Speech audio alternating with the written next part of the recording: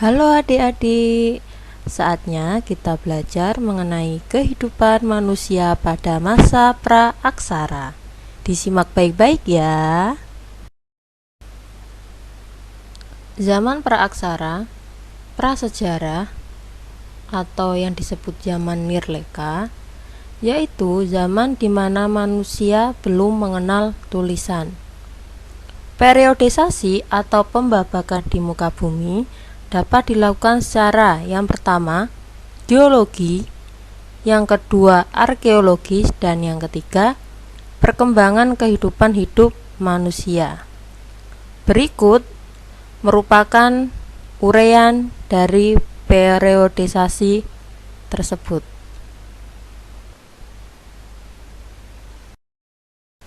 Yang pertama, periodisasi secara geologis yang dibagi menjadi 4. Yang pertama yaitu zaman Arkaikum atau disebut zaman tertua, berlangsung sejak 2300 juta tahun yang lalu. Pada zaman ini belum terdapat kehidupan karena bumi masih panas. Yang kedua, zaman Paleozoikum atau kehidupan tua, berlangsung sejak 340 juta tahun yang lalu. Pada zaman ini telah ada kehidupan, yaitu binatang-binatang kecil yang tidak bertulang belakang. Yang ketiga yaitu zaman Mesozoikum atau zaman kehidupan pertengahan, berlangsung sejak kira-kira 140 juta tahun yang lalu. Pada zaman ini ditemukan reptil-reptil yang berbadan besar atau yang kita sebut dengan dinosaurus. Yang keempat, zaman Neozoikum, yaitu kehidupan baru, berlangsung kira-kira 60 juta tahun yang lalu. Pada zaman ini dibagi menjadi 2, yaitu zaman tersier dan zaman kuarter. Yang kedua yaitu periodisasi secara arkeologis. Pada periodisasi ini dibagi menjadi 2 zaman. Yang pertama yaitu zaman batu.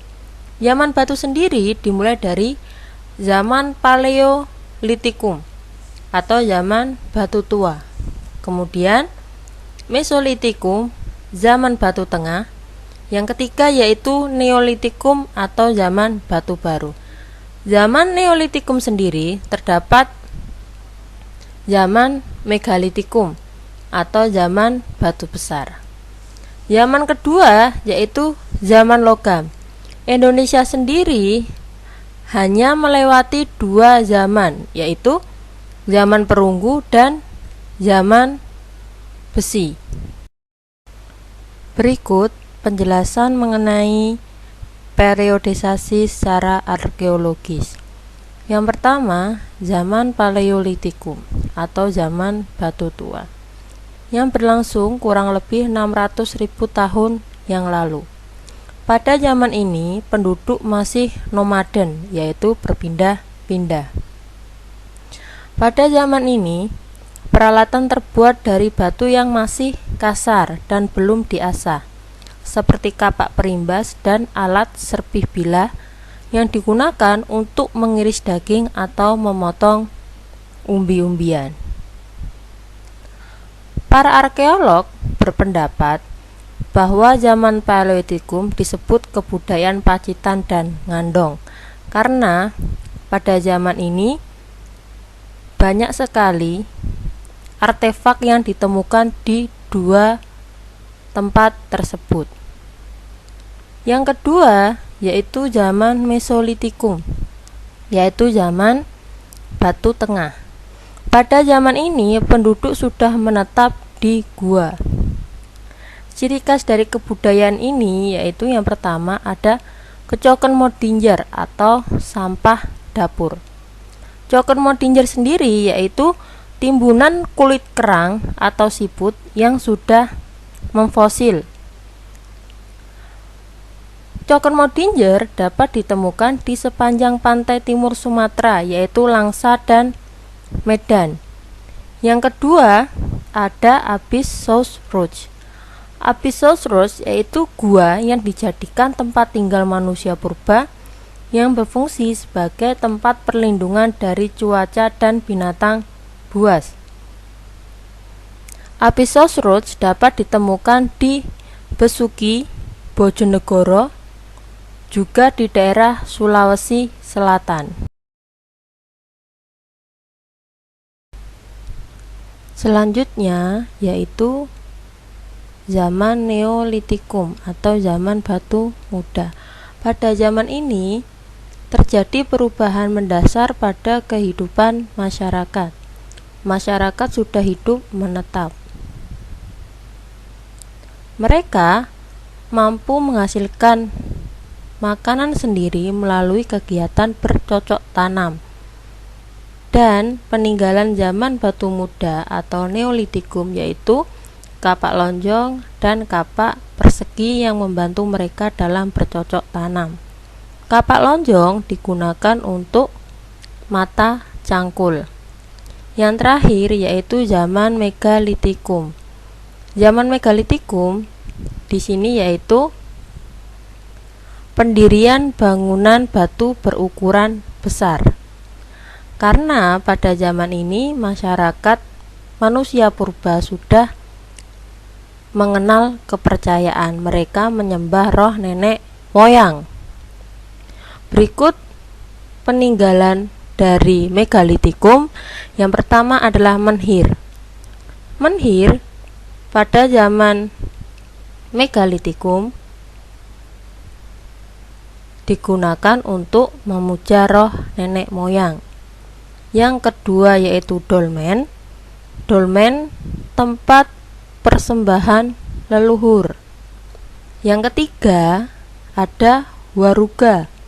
Waruga di sini yaitu peti kubur batu yang ditemukan di Sulawesi. Yang keempat yaitu sarkofagus. Sarkofagus merupakan kubur batu yang berbentuk lesung yang ditemukan di Bali. Yang terakhir yaitu punden berundak. Punden berundak sendiri yaitu tempat zaman logam. Indonesia sendiri hanya melewati 2 zaman, yaitu zaman perunggu dan zaman besi. Peninggalan dari zaman perunggu dan zaman besi yaitu kapak corong, nekara, dan cendrasa.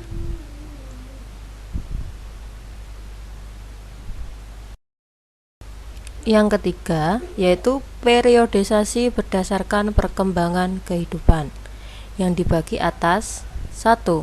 Masa berburu dan mengumpulkan makanan. Pada masa ini dibagi menjadi 2. Yang pertama tingkat sederhana. Pada tingkat ini kehidupan manusia purba masih sangat bergantung pada alam dan kehidupan budaya mereka yaitu kapak perimbas, kapak penetak, kapak genggam, dan pahat genggam.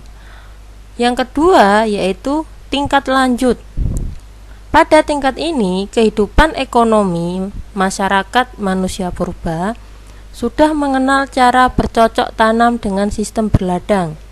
Kemudian kehidupan budaya, mereka sudah bisa melukiskan sesuatu di dinding gua yang menggambarkan suatu pengalaman, perjuangan, dan harapan hidup.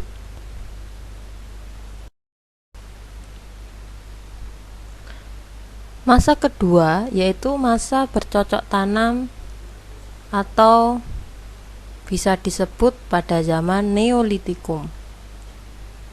Pada masa ini, kehidupan ekonomi masyarakat manusia purba yaitu mereka mampu membabat hutan yang digunakan untuk ladang dan mengembangbiakan hewan ternak seperti sapi, kerbau, dan kambing.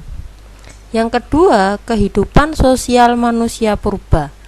Kehidupan sosial manusia purba, mereka mampu hidup menetap di suatu tempat secara berkelompok dan membentuk perkampungan. Kehidupan budaya.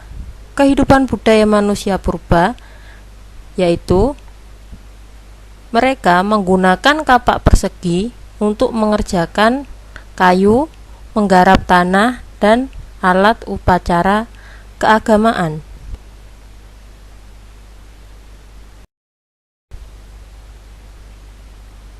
Yang ketiga yaitu masa perundagian.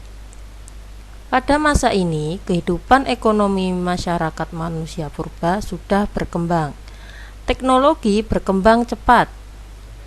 Kemudian, perdagangan antar pulau juga meningkat dan mereka mendapatkan barang melalui cara barter atau saling bertukar barang. Kehidupan sosial. Kehidupan sosial manusia purba, mereka menetap di perkampungan yang lebih besar dan teratur. Masyarakat lebih banyak, yaitu pengrajin, petani, maupun peternak. Kehidupan budaya. Kehidupan budaya masa perundagian yaitu nekara, moko, dan kapak perunggu. Karena teknologi yang dimiliki masyarakat manusia purba sudah sangat tinggi.